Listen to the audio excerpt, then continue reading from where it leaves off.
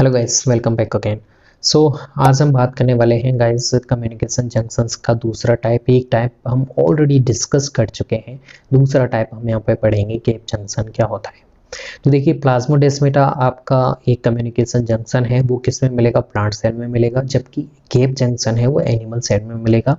जैसा कि मैंने पहले बताया है, दोनों का फंक्शन है वो सेम होगा, लेकिन स्ट्रक्चर है वो आपको डिफरेंट देखने को मिलेगी।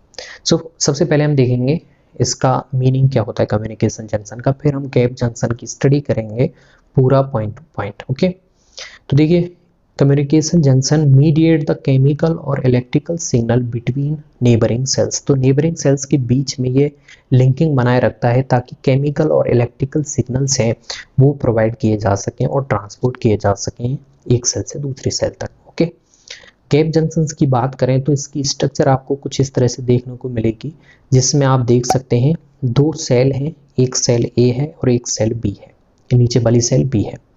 तो यहाँ की दोनों की प्लाज्मा मेम्ब्रेन की स्ट्रक्चरिंग दिखाई हुई है, और आपको पता है प्लाज्मा मेम्ब्रेन कैसी होती है? डबल लिपिड मेम्ब्रेन वाली होती है। तो यहाँ पे प्लाज्मा मेम्ब्रेन की डबल लिपिड मेम्ब्रेन दिखा रखी है, यहाँ पे भी दिखा रखी है। अब इन दोनों के बीच में आपको ये गैप जंक्शन होगा, ये गैप जंक्शन है। तो गैप जंक्शन आप देख सकते हैं एक तरह से ट्रांस मेम्ब्रेन प्रोटीन है, जो कि दोनों मेम्ब्रेन को क्या कर रहा है?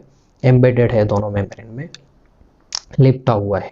और ये क्या कर रहा है? आप देखिए, ये इंटरलिंकिंग कर रहा है दोनों जो आसपास की सेल है, सेल ए और बी के साइटोप्लाज्म के बीच में कनेक्टिविटी बना रहा है। जैसा कि हमने प्लांट सेल में देखा था, वहां पे प्लाज्मोडेस्माटा क्या कर रहा था? पास की दोनों सेल के साइटोप्लाज्म को इंटरलिंकिंग करवा रहा था। ठीक है, तो यहाँ पे भी वही काम हो रहा है। जैसा कि मैंने बताया, दोनों के फंक्शन सेम होते हैं लेकिन स्ट्रक्चर अलग है। तो यहाँ पे यही काम हो रहा है, साइटोप्लाज्म का इंटरकनेक्टिंग हो गया है, और ये अब प्रोवाइड कर सकता है आपके इलेक्ट्रिकल सिग्नल को भेजने में और साथ में केमिकल सिग्नल को भेजने में हेल्पफुल होगा। ओके, अब देखिए, ये जो आपका गैप जंक्शन है ये 6 ट्रांसमेम्ब्रेनल प्रोटीन से मिलकर बना होता है, और इस प्रोटीन को बोलते हैं कनेक्शन। तो 6 कनेक्शन से मिलकर बना है, 1 2 3 4 5 6 तक आपको काउंटिंग आती होगी। ठीक है, मैं इतना मान के चल रहा हूँ, हालांकि आप बायो के स्टूडेंट है, लेकिन थोड़ी बहुत काउंटिंग आपसे भी आती होगी। तो 6 ट्रांसमेम्ब्रेन प्रोटीन है कनेक्शन, उनसे आपके गैप जंक्शन मिलके बन गया है। अब देखिए, अब हम देखते हैं ये फंक्शन जब कर रहा है, फंक्शन क्या है? जैसे मान लीजिए ये आपका कहीं कोई मॉलिक्यूल है और इसे आपको पहुंचाना है, कोई सिग्नल मान लीजिए, कोई केमिकल सिग्नल मान लीजिए, कोई इलेक्ट्रिकल सिग्नल मान लीजिए।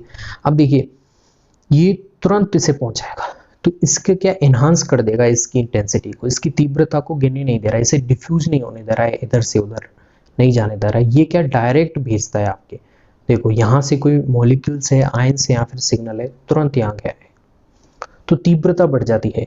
तो सेल्स जो कोई फंक्शन कर रही होती हैं एट द टाइम पे, तब वहां पे आपके फंक्शन बहुत तीव्र होता है। ठीक है, अब देखिए सिग्नल कैसे हो सकते हैं, बात करें जब क्लोज होगा तो ऐसे दिखेगा आपको। ठीक है, यहाँ पे कोई पोर दिखाई नहीं दे रहा है, जबकि ओपन में ये पोर दिखाई दे रहा है। तो ओपनिंग स्ट्रक्चर पोर जैसी स्ट्रक्चर दिखाती है, और इस पोर को कहते हैं आप कनेक्शन। ठीक है, और ओपन है यानी कि ये ट्रांसपोर्टिंग कर रहा है, क्लोज में किसी भी प्रकार का काम नहीं होगा।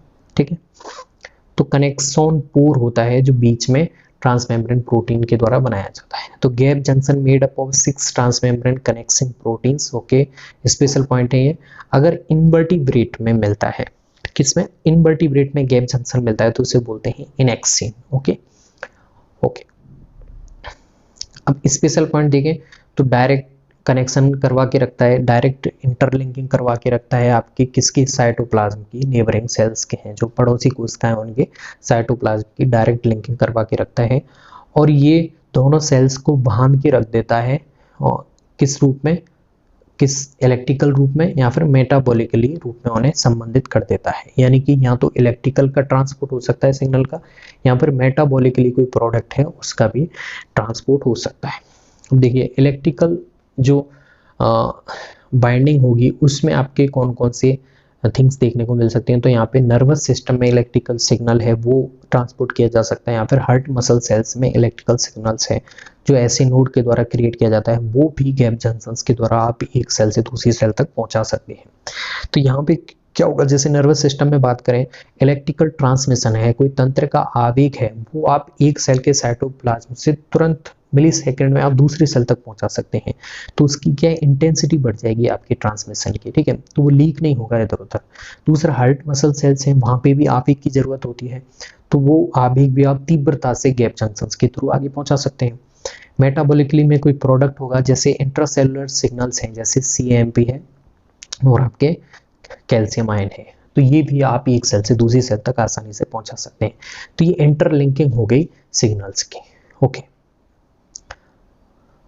तो ये हमारे गैप जंक्शन से हो जाता है।